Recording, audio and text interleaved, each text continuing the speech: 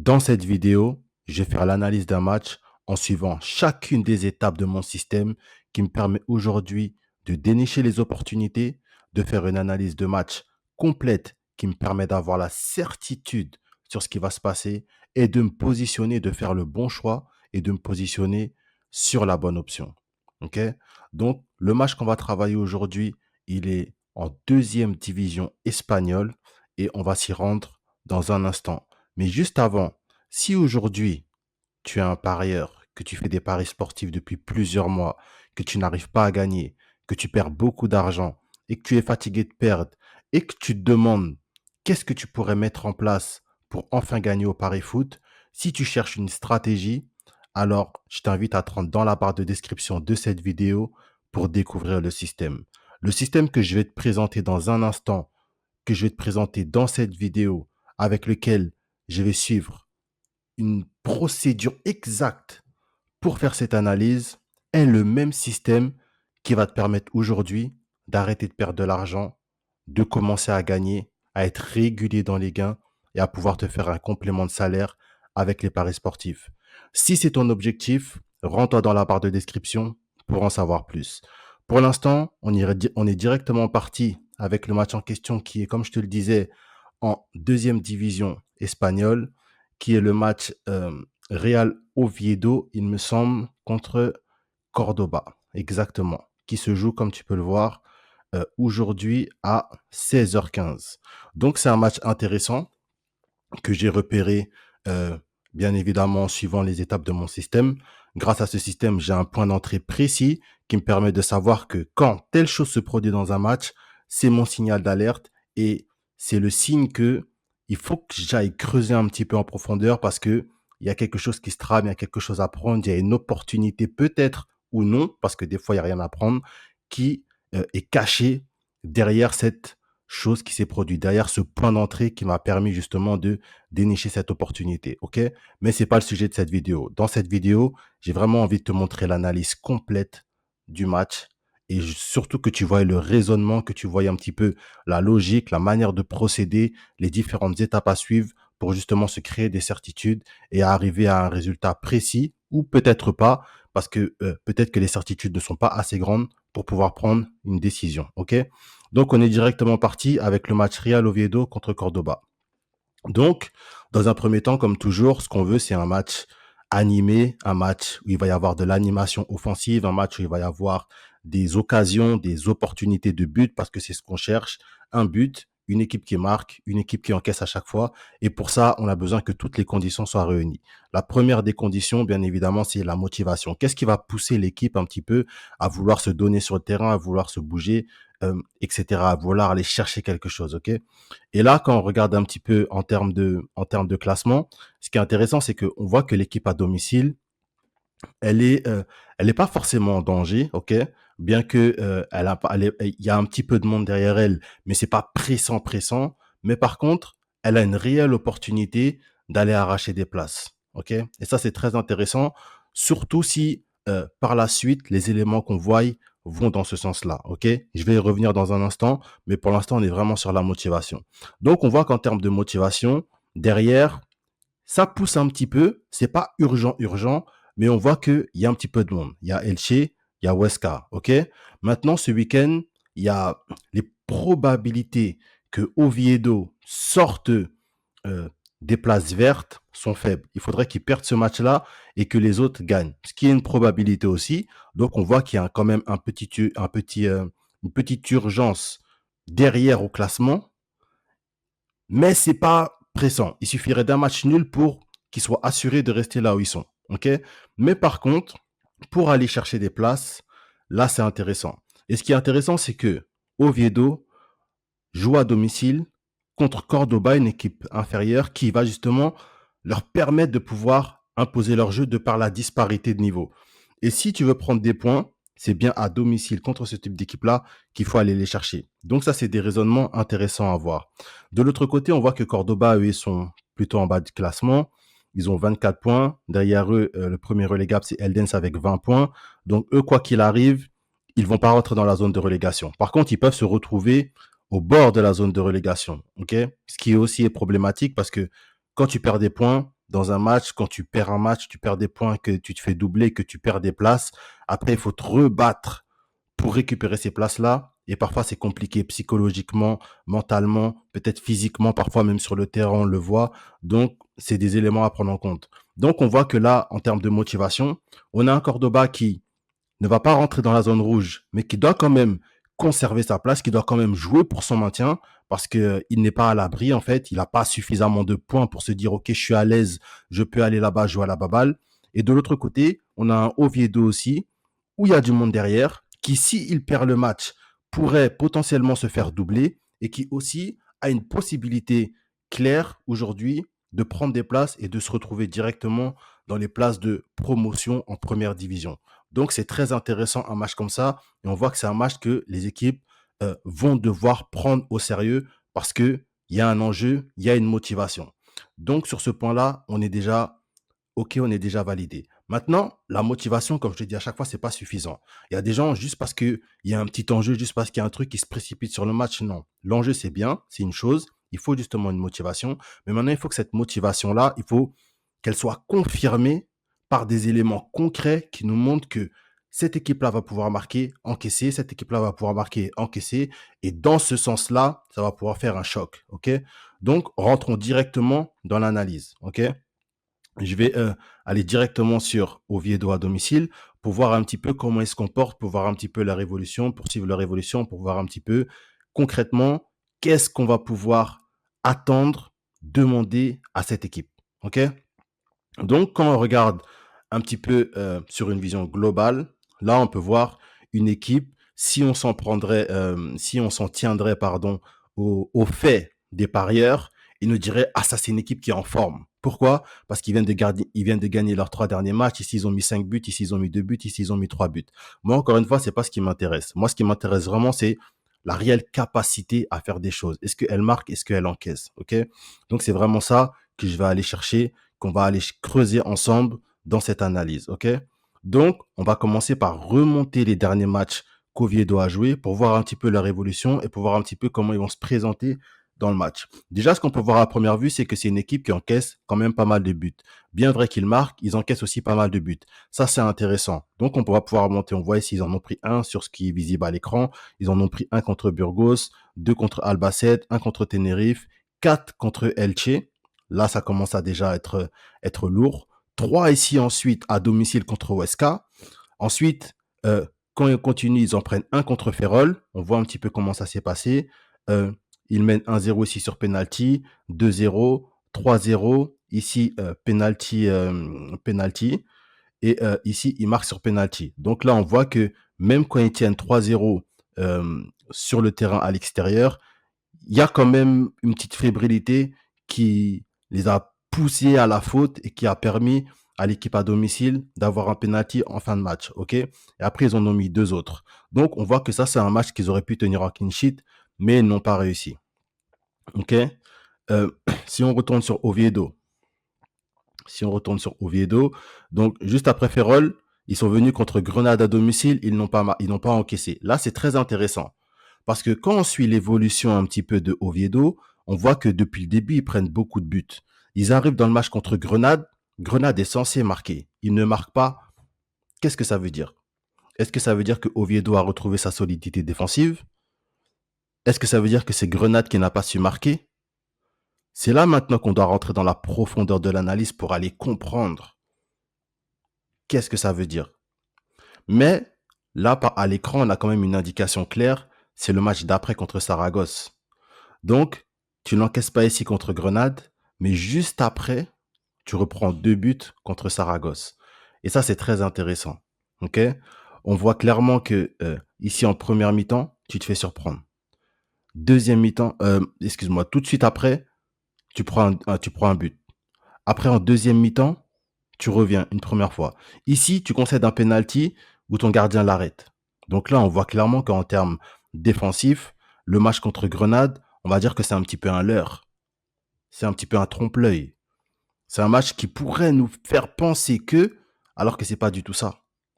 Et là, encore une fois, c'est important d'avoir un processus d'analyse clair à suivre pour pouvoir comprendre ces choses-là dans la psychologie, pour pouvoir comprendre, OK, psychologiquement, comment elle est l'équipe concrètement? Qu'est-ce qui se passe? Qu'est-ce qu'elle fait? Qu'est-ce qu'elle est capable de faire? Qu'est-ce qu'elle n'est pas capable de faire? C'est très important. Ensuite, ils reviennent au score et là, ils vont chercher la victoire. Donc, qu'est-ce que ça nous montre déjà sur un Oviedo? Ça nous montre un Oviedo qui a du caractère.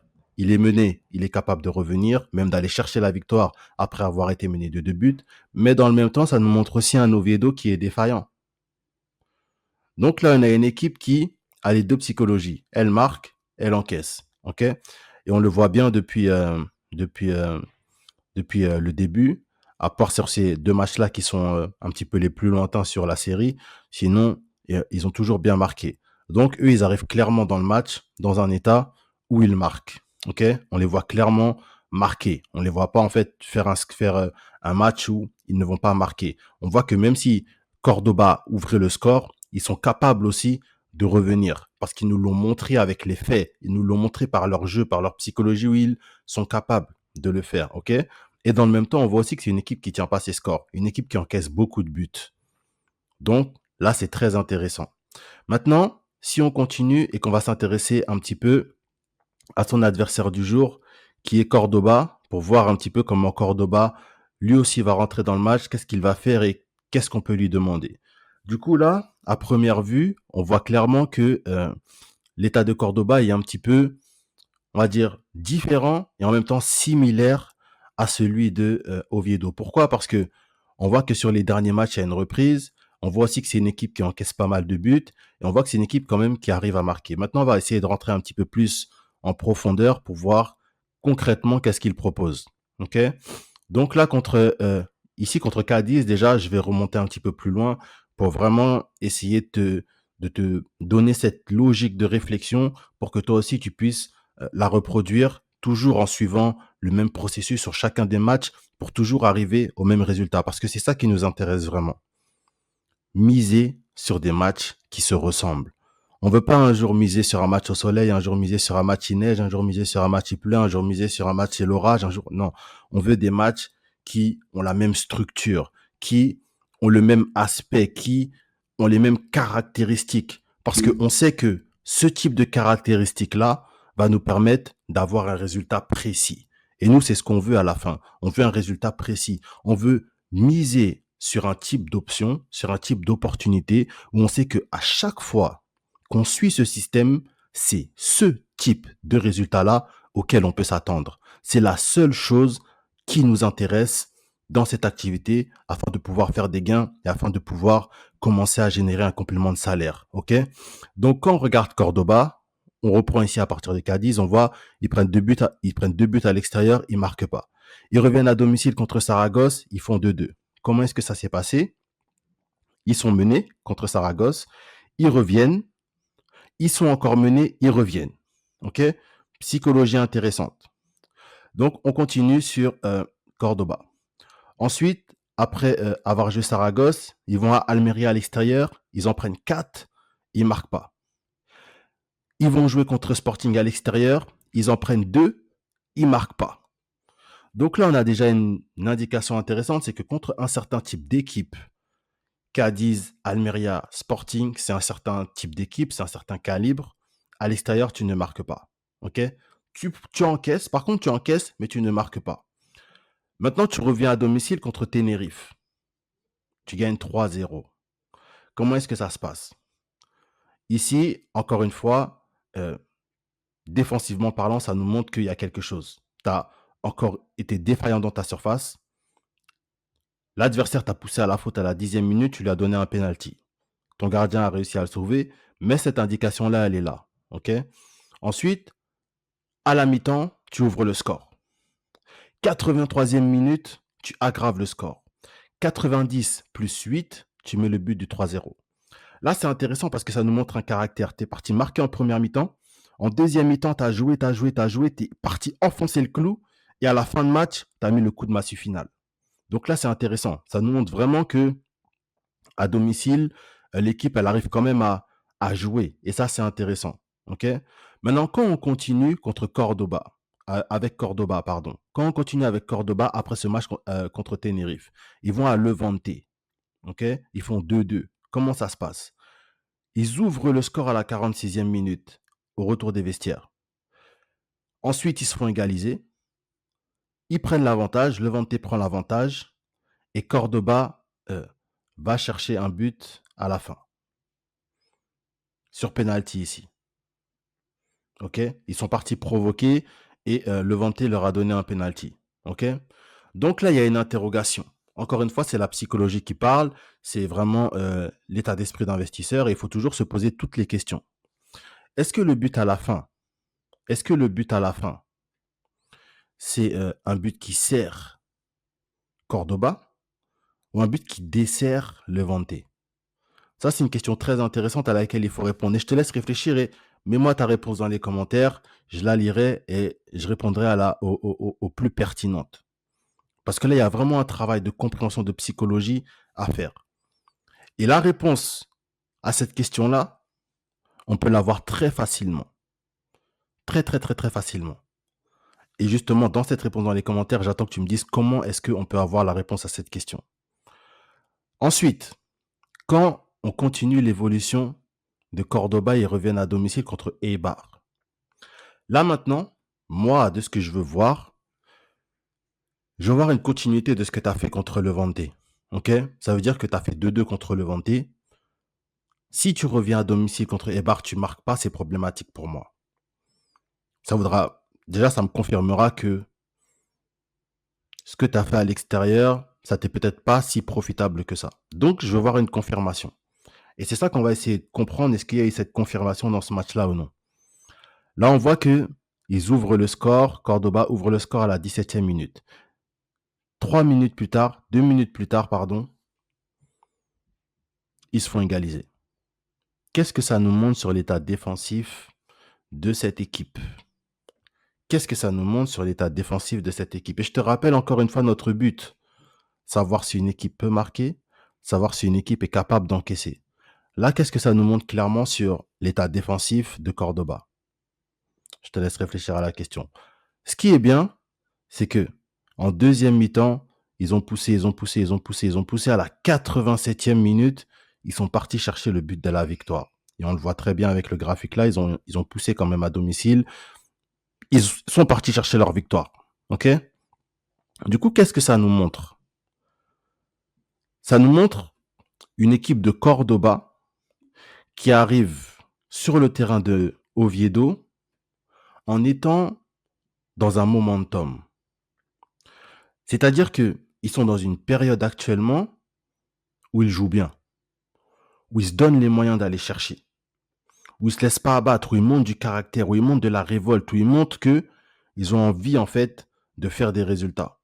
Et c'est pas étonnant parce que quand on regarde leur place au classement, tu te rappelles ce qu'on a dit? On a dit que leur maintien n'est pas assuré. Ils doivent jouer.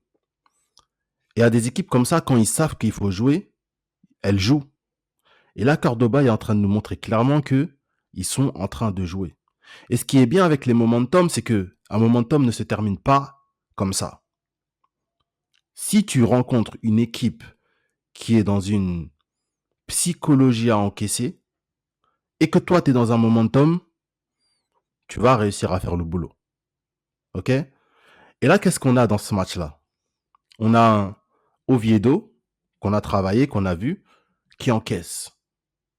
On a vu, il est clairement Oviedo dans un tendance où il encaisse. Regarde surtout les matchs qu'on a à l'écran. T'en prends 2 contre Cadiz, 1 contre Burgos, 2 contre Albacete, 1 contre Tenerife, 4 contre Elche, 3 contre Huesca, 1 contre Ferrol. Ici, t'encaisses pas contre Grenade, comme on l'a vu, mais tout de suite après, tu reprends contre Saragosse. Donc là, tu es clairement face à une équipe qui encaisse.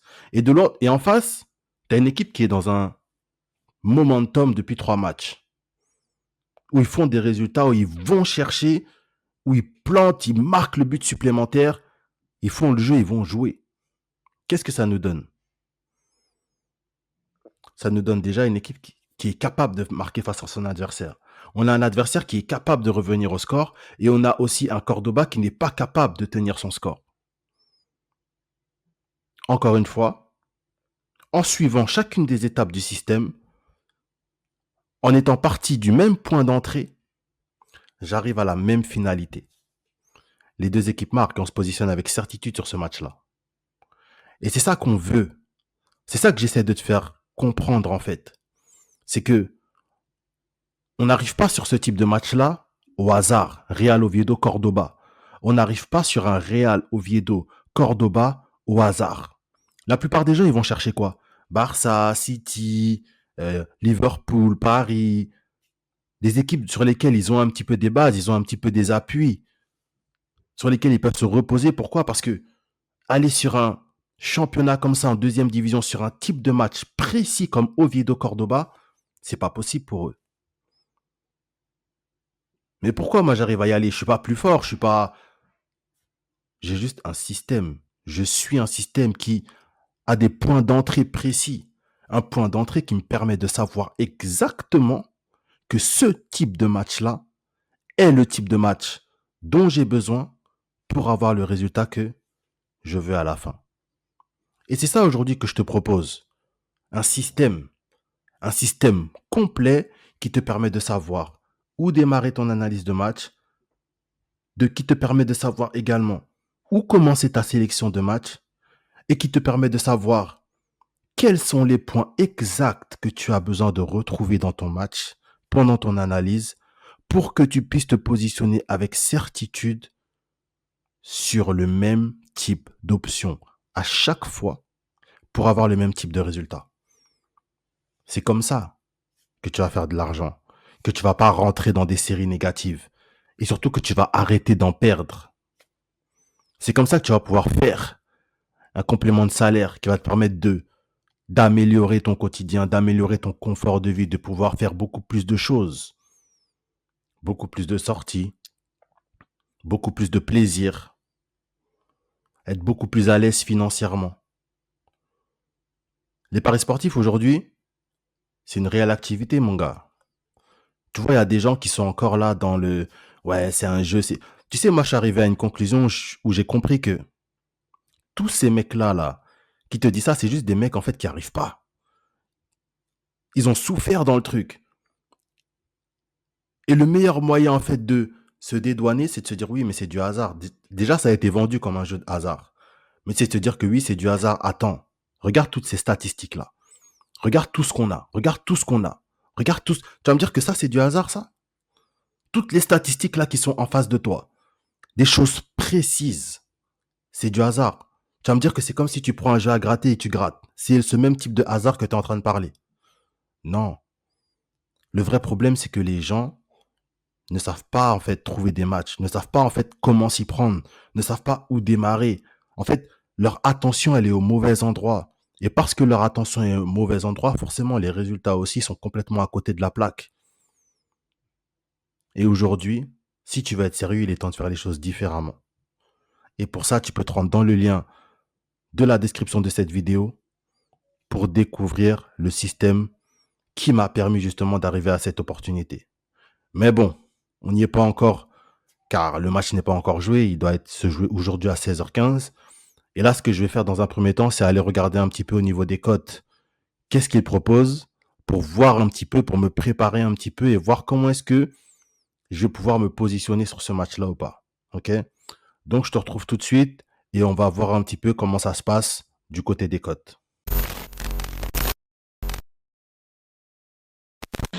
Ok, du coup, on se retrouve directement sur BetClick, sur le bookmaker, pour voir un petit peu comment ça se passe au niveau des cotes et pour voir, en fonction de la cote, comment est-ce que une position va pouvoir être prise ou non sur le match. Des fois, ça dépend vraiment de la cote et aussi du système que tu utilises pour te placer. Déjà, dans un premier temps, on va aller voir la cote. Du coup, on est en Espagne. On est en Espagne, deuxième division espagnole, sur le match Real Oviedo Cordoba qui se joue à 16h15 ici, comme tu peux le voir. Du coup, le match, on l'a bossé. On est sur les deux équipes marques, il y a 1,90. Ok, c'est intéressant déjà. Parce que là, tu vois que sur une cote à 1,90, tu mets 100 euros, tu prends 90 euros. Mais nous, on veut faire du 1 pour 1, minimum. Tu mets 100, tu récupères 100. Tu mets 200, tu récupères 200. Tu mets 1000, tu récupères 1000. Ok? Du coup, là, la cote, il y est pas. Du coup, c'est quoi en fait la possibilité? La meilleure possibilité, c'est tu laisses le match démarrer, 10-15 minutes, la cote est montée à 2, tu te positionnes tranquille. Ok? C'est possible maintenant que le but, il arrive avant et que la position elle ne puisse pas être prise. C'est une possibilité. Ok? Dans tous les cas, le match, il est long, il y a du temps. La cote, elle a toujours le temps de revenir. Mais dans un match comme ça, vu le type d'équipe que c'est Oviedo contre Cordoba, ça m'étonne quand même que le but, il arrive d'entrée de jeu comme ça. Ok. Moi, je vois pas les équipes rentrer dans le match dans une furie et marquer tout de suite. Maintenant, c'est une possibilité. Je suis pas sur le terrain et je contrôle pas cette partie-là. Moi, la partie que je contrôle et la partie que tu contrôles, et c'est important à comprendre, c'est l'analyse de match, la sélection. C'est là qu'il faut être carré. C'est pas une fois que le coup de sifflet, que le coup d'envoi, pardon, il a été donné, qu'il faut commencer à s'inquiéter sur le match. Non, c'est trop tard. C'est trop tard à ce moment-là. Ça sert à rien de regarder ton téléphone, tu vois à la 60e minute, tu vois que ça n'a pas marqué, tu commences à paniquer, tu commences à parler à ton téléphone, à dire à l'équipe, allez, vas-y, marque, marque, marque. Ça change rien, en fait. À ce moment-là, t'es plus dans le jeu. T'es plus dans le truc. T'as pas de contrôle. Le seul contrôle que tu as, c'est au moment de ta sélection et au moment de ton analyse. C'est pour ça que c'est là qu'il faut être carré. C'est pour ça qu'il faut avoir un process, un système qui te permet de savoir exactement c'est quoi mon point d'entrée, où est-ce que je commence, quelles sont toutes les étapes maintenant que je dois suivre pour arriver à mon point à mon terminus en fait, à mon point final qui est sur quoi est-ce que je me positionne et surtout sur quoi est-ce que je me positionne avec certitude. C'est pas je me positionne en ah j'espère que ça va passer, ah je pense que mon ticket là ça va le faire. Non, on n'est pas au bal des divas là. On est dans un truc sérieux, on est dans une vision, on est dans un truc sérieux en fait. On veut se positionner avec certitude. Tu te positionnes avec confiance sur ton match. Oui, j'ai bossé et mon travail m'a montré que ça va se produire. J'ai la certitude de ça. Donc, je me positionne. Si j'ai pas cette certitude-là, que j'ai un doute, ouais, mais là, je suis pas trop sûr, cette équipe-là, elle me rassure pas quand même. J'y vais pas. Ouais, mais cette équipe-là, elle m'a pas montré ce que je voulais voir, j'y vais pas. Déjà, qu'est-ce que tu veux voir d'une équipe? Est-ce que tu le sais, ça? Est-ce que tu t'es déjà posé et tu t'es déjà demandé qu'est-ce qui me rassure, en fait, sur le fait que l'équipe elle va pouvoir faire ce résultat ou non? Tu t'es déjà posé cette question-là? À savoir, c'est quoi qui me rassure? C'est quoi que je veux voir, en fait, dans mon analyse pour être rassuré? Si tu sais même pas ça, déjà, c'est que il y a un gros travail à faire. Tu vois, il y a un gros travail à faire. C'est un travail qui prend du temps, mais qui peut être raccourci en ayant en main les bons outils. Et c'est justement ce que je te permets d'avoir aujourd'hui grâce au système. Donc, si tu veux en savoir plus, c'est dans la description de cette vidéo. Donc, comme je te disais pour ce match-là, moi, je vais attendre 10-15 minutes que le match y commence, me positionner quand la cote elle arrive à 2-2-5 et ensuite on va faire le débrief. Une fois que le match il se sera terminé, voir un petit peu comment ça s'est passé et, et clôturer cette vidéo. Du coup, je te dis à tout de suite, ok? Le match il commence à peu près dans 2 heures. Donc moi, j'ai encore un petit peu d'attente. Toi, ça va être immédiat grâce, encore une fois, à la magie du montage. Mais on se revoit tout de suite pour la suite de cette vidéo, pour la clôturer, pour voir comment ça s'est passé. Et il n'y aura pas de souci pour ce match-là. On a la certitude par rapport à ce qu'on a vu que ça va marquer. Donc ça va marquer. Comme je te l'ai dit, quand on se positionne avec certitude. Et on est là pour montrer l'exemple. Allez, je te dis à tout de suite. Ciao.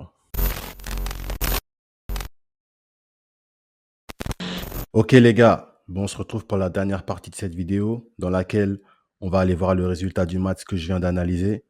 On va voir un petit peu ce qui s'est passé, comment ça s'est passé et du coup faire un petit débrief sur le résultat. Ok. Donc le match était en deuxième division espagnole. C'était le Real Oviedo contre Cordoba. Du coup le match il s'est joué aujourd'hui à 16h15. Ok. Et comme tu peux le voir, les deux équipes ont marqué. Ok. Du coup l'analyse elle était propre, c'est exactement ce qu'on avait vu et c'est exactement ce qui s'est produit. Ok. Du coup je le répète encore une fois, ce match-là, je l'ai pas sorti de mon chapeau. C'est pas un match où je me suis réveillé ce matin et je me suis dit, ah tiens, si j'allais en deuxième division espagnole, à Real Oviedo, Cordoba, non. Si j'ai pu trouver ce match-là, c'est simplement parce que je suis un système précis. J'ai des points d'entrée qui me permettent de repérer ce genre d'opportunités. Et aujourd'hui, toi, c'est ça dont tu as besoin. Tu as besoin de points d'entrée. Tu as besoin de savoir comment trouver les matchs, comment dénicher en fait ce genre de petites pépites. Tu as besoin de savoir ensuite comment l'analyser, comment avoir des certitudes pour ensuite faire un choix qui te permet justement de le valider et de commencer à faire des gains. OK?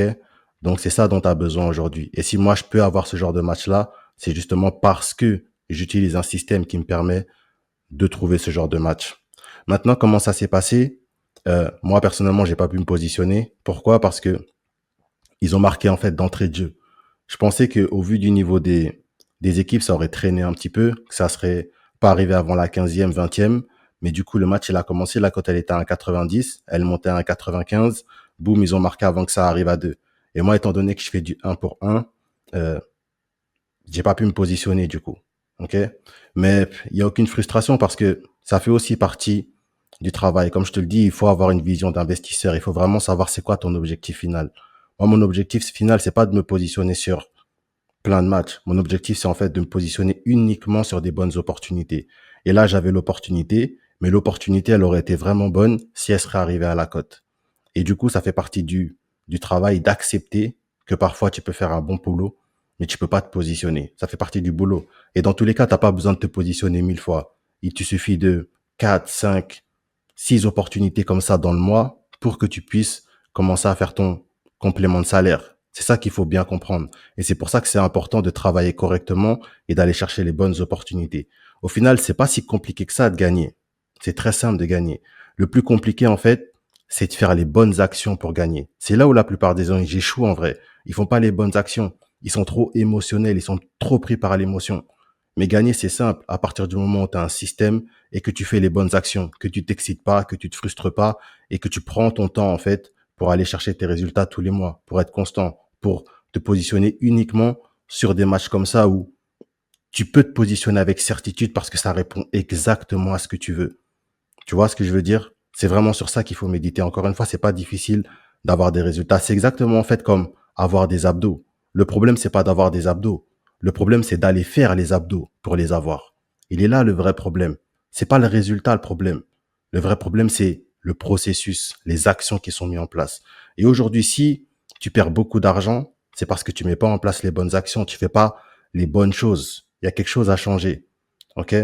Et si tu as besoin d'aide pour ça, si aujourd'hui tu es fatigué de perdre et que tu veux commencer à gagner, que tu veux commencer à générer un complément de salaire avec les paris sportifs, alors je te laisse te rendre dans le premier lien de la description. Tu vas pouvoir atterrir sur la page dans laquelle je te présente mon système et je t'explique concrètement comment, à travers de ce système, je peux t'aider. OK? Donc, si ça t'intéresse, si tu veux en savoir plus, si aujourd'hui tu sens que tu perds trop, tu es fatigué de perdre, tu sais ce qu'il te reste à faire. Va dans la barre de description, clique sur le premier lien, ça te coûte rien, tu as juste à regarder si ça t'intéresse et ensuite on voit comment est-ce que je peux t'aider, est-ce que ton profil correspond aux personnes qu'on peut accompagner et on voit comment est-ce qu'on peut faire pour te faire aller chercher des résultats. Parce que crois-moi, il y a vraiment du potentiel, il y a vraiment un billet à faire, il y a vraiment un truc que tu peux aller chercher avec les paris sportifs. Mais pour ça, comme je te le dis, je te le répète, il faut vraiment avoir une vision. Il faut vraiment, tu vois, voir loin en fait. Il faut pas avoir le gain rapide. Il faut vraiment avoir une vision, avoir un objectif clair, savoir pourquoi tu fais ça. Qu'est-ce que tu veux à la fin? C'est quoi ton but? Est-ce que ton but c'est juste de faire passer des tickets ou est-ce que ton but c'est vraiment d'arriver à un résultat? Parce que faire passer des tickets, tout le monde peut le faire. Tout le monde va passer des tickets un jour ou l'autre. Le problème c'est pas de passer un ticket juste une fois comme ça et c'est fini, non. Le truc c'est quoi mon objectif? Qu'est-ce que je veux faire? Est-ce que je veux être sérieux? Est-ce que je veux me positionner uniquement sur les bons matchs? Est-ce que je veux faire les bons choix? Est-ce que je veux savoir ce que je fais? Est-ce que je veux vraiment avoir du résultat? Être constant? Savoir que j'ai un système qui me permet de toujours pouvoir trouver le même type de match et d'arriver au même type de certitude à la fin pour que je puisse me positionner avec confiance. J'ai pas besoin de regarder mon téléphone toutes les 2 minutes parce que je suis stressé, je sais même pas où je vais. Ah, c'était Man City, ils auraient dû gagner. Non. Faisons les choses carrées, les gars. Si t'es carré aujourd'hui, il y a vraiment quelque chose à faire. Et ça, c'est juste une décision que tu dois prendre. Là, tout de suite, qu'est-ce qui t'empêche de te dire, à partir de tout de suite, là, maintenant, je suis carré. J'arrête toutes ces conneries. J'arrête de faire n'importe quoi. À partir de maintenant, je suis sérieux. Qu'est-ce qui t'empêche, si ce n'est toi-même? Qu'est-ce qui t'empêche? Du coup, faut vraiment penser à l'objectif, penser à ce que tu veux réellement, penser au pourquoi c'est important pour toi de faire un complément de salaire et ensuite d'aligner ce pourquoi à des actions précises et surtout aux bonnes actions. Et si tu as besoin d'aide pour ça, tu peux te rendre dans la barre de la description. Du coup, j'en ai fini avec cette vidéo. Merci à toi de l'avoir suivi jusqu'à la fin. On se retrouve très vite pour une prochaine vidéo. C'était Isma de la Paris Sportif Academy.